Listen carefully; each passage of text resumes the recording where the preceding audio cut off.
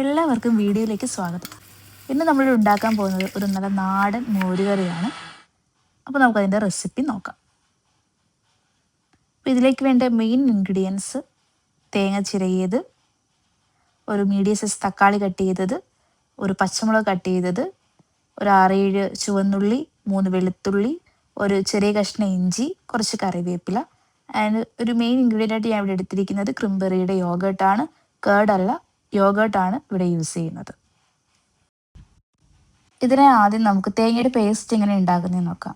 ഒരു മിക്സിയുടെ ജാറിലേക്ക് തേങ്ങ ചിരകിയത്, ഇതിനകത്തുനിന്നൊരു 4 ചുവന്നുള്ളി ഞാൻ എടുക്കുന്നുണ്ട്. ബാക്കി 3 നമ്മൾ കടുക് പൊട്ടിക്കാൻ നേരമാണ് ഉപയോഗിക്കുന്നത്. പിന്നെ ഇതിലേക്ക് നമ്മൾ എടുത്തിരിക്കുന്ന വെളുത്തുള്ളി ഇട്ട് കൊടുക്കുക. കുറച്ച് ജീരകം എടുത്തിട്ട് ആവശ്യത്തിന് വെള്ളം ഒഴിച്ചിട്ട് നമ്മൾ നന്നായിട്ടൊന്ന് പേസ്റ്റാക്കി എടുക്കണം. അപ്പോൾ തേങ്ങ നമുക്കിവിടെ നല്ലൊരു പേസ്റ്റായിട്ട് കിട്ടിയിട്ടുണ്ട്. ഇനി ഇതിലേക്ക് നമ്മളൊരു 3/4 ടീസ്പൂണോളം മഞ്ഞൾപ്പൊടി ഇട്ട് ഒന്നുകൂടെ ജാറിൽ ഒന്ന് നന്നായിട്ടൊന്ന് അരച്ചെടുക്കണം.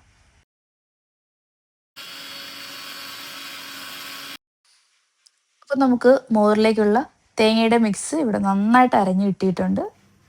ഇനി നമുക്ക് അടുപ്പിലേക്ക് ഒരു മൺചട്ടി വെച്ചിട്ട് നമുക്ക് ബാക്കി പ്രിപ്പറേഷൻസ് നോക്കാം.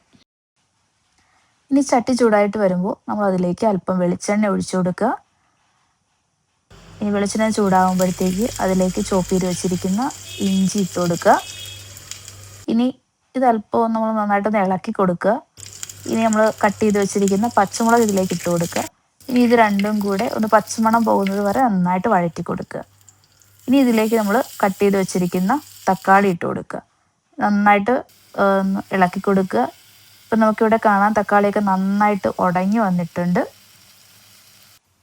ഇനി ഇതിലേക്ക് നമ്മൾ നന്നായിട്ട് അരച്ച് വെച്ചിരിക്കുന്ന തേങ്ങയുടെ പേസ്റ്റ് ഇതിലേക്ക് ഒഴിച്ചു കൊടുക്കുക. ഇനി ജാറിൽ അല്പം വെള്ളം കൂടെ ഒഴിച്ച് അതുകൂടെ ഒന്ന് ഇതിലേക്ക് ഒഴിക്കുക. ഇനി നമുക്ക് മെയിനായിട്ട് ചേർക്കേണ്ടത് ഉപ്പാണ്. അപ്പോൾ നമ്മളൊരു 1 ടീസ്പൂണോളം ഉപ്പ് ഇട്ട് കൊടുക്കുക. പിന്നെ ആവശ്യമുണ്ടെങ്കിൽ നമുക്ക് ചേർക്കാം. അപ്പം നമ്മളിതൊരു മീഡിയം ഫ്ലെയിമിലോട്ട് വെച്ചിട്ട് ഈ സമയത്ത് നമുക്ക് ഇതിനാവശ്യമായിട്ടുള്ള യോഗേർട്ട് ഒന്ന് ജാറിലൊന്ന് പ്രസ് ചെയ്തെടുക്കാം. ഇനി ഇതിനായിട്ട് നമുക്ക് ഇതിലേക്ക് ഒരു 3/4 കപ്പ് യോഗേർട്ട് ജാറിലേക്ക് ഒഴിച്ചിട്ട് നമുക്ക് ഈ സമയത്ത് ഇതൊന്ന് ജസ്റ്റ് ഒന്ന് പ്രസ് ചെയ്തെടുത്താൽ മാത്രം മതി. ഇപ്പം നമുക്കിവിടെ യോഗേർട്ട് കട്ടകളൊന്നും ഇല്ലാണ്ട് നന്നായിട്ട് മിക്സായിട്ട് കിട്ടിയിട്ടുണ്ട്. ഈ സമയത്ത് നമ്മുടെ തേങ്ങയുടെ മിക്സ് ഇവിടെ നന്നായിട്ട് തിളച്ച് വന്നിട്ടുണ്ട്. ഇനി ഇതിലേക്ക് നമ്മൾ ഫ്ലെയിം ഓഫ് ചെയ്തിട്ട് വേണം ഈ യോഗേർട്ട് ഒഴിച്ചു കൊടുക്കാനായിട്ട്. പിന്നെ നമുക്കിത് നന്നായിട്ടൊന്ന് ഇളക്കി യോജിപ്പിച്ച് കൊടുക്കാം.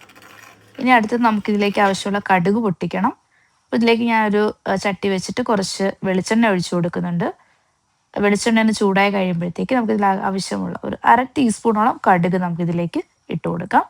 നന്നായിട്ടൊന്ന് പൊട്ടി വരുമ്പോഴത്തേക്ക് 2 വറ്റൽമുളക് ഇട്ട് കൊടുക്കുക.